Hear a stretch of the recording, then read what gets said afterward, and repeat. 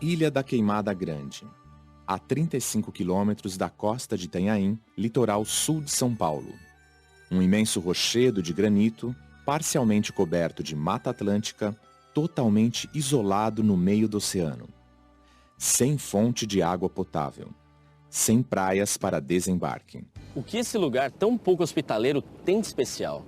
Nessa ilha, por uma série de circunstâncias, há milhares de anos, surgiram novas espécies de plantas e animais. Espécies únicas que em todo o planeta só são encontradas aqui e recebem o nome de endêmicas. Por isso, a Ilha da Queimada Grande é considerada um santuário ecológico, objeto de muito estudo. Uma reserva protegida por lei, onde o Instituto Butantan realiza um trabalho de pesquisa desde 1920. Junto com os pesquisadores do Instituto, nós vamos explorar a ilha e entender como e por que apareceram aqui essas espécies endêmicas. O desembarque nos costões rochosos é difícil.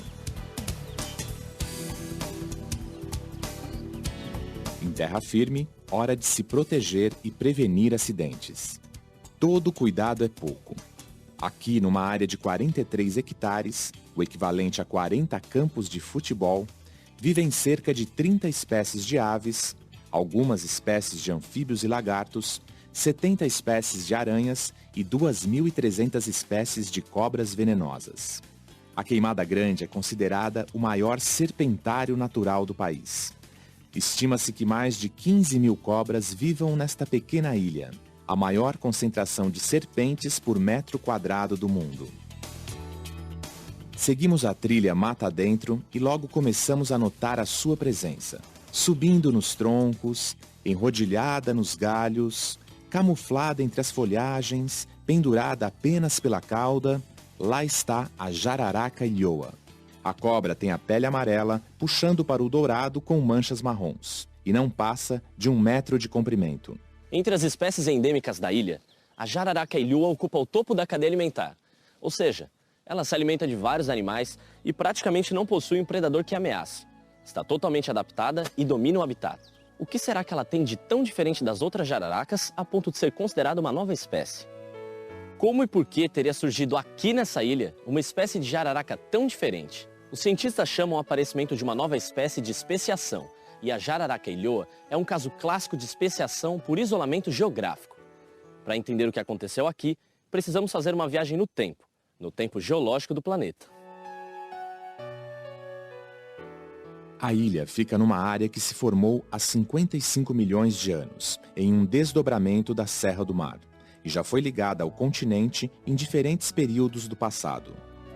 Quando terminou a última glaciação do planeta, entre 10.000 e 12.000 anos atrás, o nível dos oceanos se elevou com o degelo das calotas polares. Toda a área onde fica a ilha foi inundada, exceto essa parte mais elevada que acabou cercada pelo mar. Ao longo da evolução, né, a gente sabe que uma espécie, a partir do momento que ela é formada, ela vai sofrendo modificações, né? Mas a partir do momento que existe, que essa espécie, por exemplo, existe uma barreira geográfica isolando essa espécie em 2 populações, né? Cada população, né, separada por essa barreira pode seguir um caminho distinto, uma em relação à outra, né? E elas podem se diferenciar. E aí que é um mecanismo que a gente chama de especiação, ou seja, em que podem aparecer 2 espécies distintas. Os seres vivos que habitavam o local ficaram ilhados, inclusive a população de serpentes. Então, parte dessa população ficou no continente, que é hoje a jararaca do continente, e parte ficou isolada aqui na Ilha da Queimada Grande. Como aqui não tinha mamífero, elas tiveram que se adaptar aos recursos que a ilha oferece, que no caso são essas aves migratórias. Esses animais que conseguiam se alimentar de aves, eles foram sendo selecionados positivamente, né? Eles possuíam uma vantagem, e ao longo do tempo esses animais foram se acasalando entre si e gerando então essa nova espécie, né, da jararaca ilhoa, que tem essa especialização de se alimentar de aves e subir em árvore. E isso é uma vantagem, né, adaptativa, e por isso essa vantagem é transmitida ao longo das gerações. Como no continente tem os mamíferos, as jararacas de lá continuaram se alimentando, né, de mamífero roedor. Tem aves residentes aqui na ilha, espécies que seriam até pequenas, que eventualmente elas podem predar. Só que grande parte da alimentação delas é baseada mesmo em aves migratórias que vêm para cá no verão. Então, durante o verão, quando a gente vem aqui na ilha, é muito mais comum a gente observar esses animais na vegetação, né, sobre as árvores, justamente para conseguir predar essas aves quando elas vêm para cá. Nas outras épocas do ano, agora inverno, por exemplo, a gente costuma ver mais animal no chão, o que demonstra, evidencia que realmente essa migração para a vegetação está diretamente associada à alimentação desses animais. Como elas se alimentam dessas aves migratórias que são diurnas, elas mudaram, né? São diferentes dessas jararacas ancestrais que caçavam durante a noite. Então elas aqui adotaram hábitos diurnos justamente para predar as aves que são diurnas. Esse comportamento de subir em árvores é um dos principais diferenciais da jararaca ilhoa. As outras espécies de jararaca vivem no chão na vida adulta. O corpo da jararaca ilhoa é mais leve, mais ágil. Ela consegue se prender no alto das árvores apenas pela cauda e sustentar o corpo para dar o bote.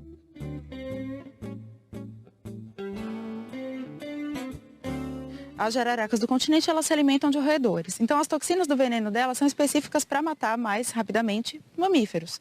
Enquanto as daqui, elas se alimentam de aves, então o veneno dela também sofreu uma especialização para matar mais rapidamente as aves. Quando a ave chega perto, ela já dá o bote e pica esse animal. Então, é interessante que o veneno tenha uma ação rápida para que evite que essa presa fuja.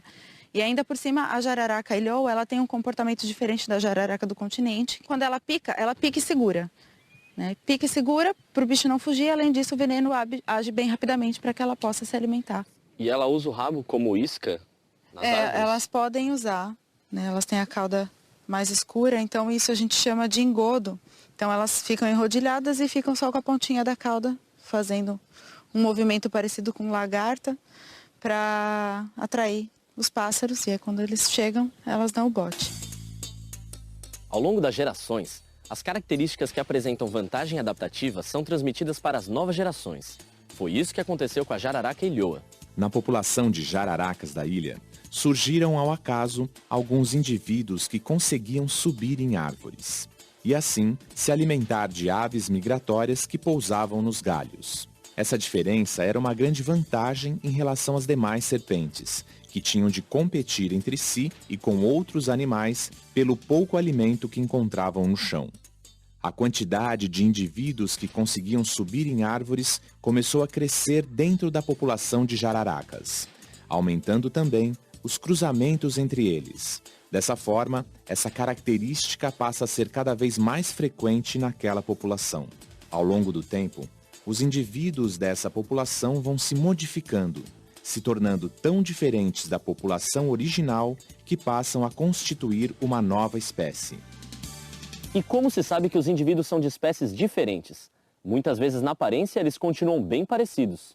O conceito biológico de espécie, ele prediz, né, que duas populações são consideradas de espécies distintas quando elas não conseguem acasalar por alguma diferenciação morfológica, comportamental, enfim, qualquer coisa. Ou então elas conseguem acasalar, mas não geram descendentes férteis. Existem duas formas de especiação. Quando novas espécies surgem, como aconteceu com a jararaca ilhoa após um período de isolamento, chamamos de cladogênese. A palavra clado vem do grego e significa ramo, e gênese, nascimento. Já quando uma população vai se modificando gradativamente ao longo do tempo e sem barreira geográfica, recebe o nome de anagênese. Ana quer dizer para cima, numa alusão a essa evolução progressiva. A maioria das espécies surgiu por cladogênese, forma mais comum de especiação. Os cientistas criaram uma forma de representar graficamente o parentesco entre os seres vivos. São as árvores filogenéticas, também conhecidas como cladograma. Numa árvore filogenética, você avalia, você tem dois ramos próximos entre si, significa que aqui no nó desses ramos, né, deve ter tido algum evento em que essas duas espécies se diferenciaram. O processo que provavelmente originou a jararaca ilhoa, se a gente observar esse ramo, a gente vê então que, né, elas ocorreram, a separação ocorreu nesse nó, então algum evento ocorreu aqui. No caso da jararaca ilhoa, esse evento foi o isolamento da ilha em consequência da elevação do nível do mar. Encerramos a expedição nesse ponto alto da Ilha da Queimada Grande. Partimos sobre o impacto de ter presenciado de perto o resultado de um evento de especiação. A pesquisa sobre a jararaca ilhoa, única no mundo e um tesouro da biodiversidade brasileira, ainda tem muito a contribuir para o estudo da evolução das espécies.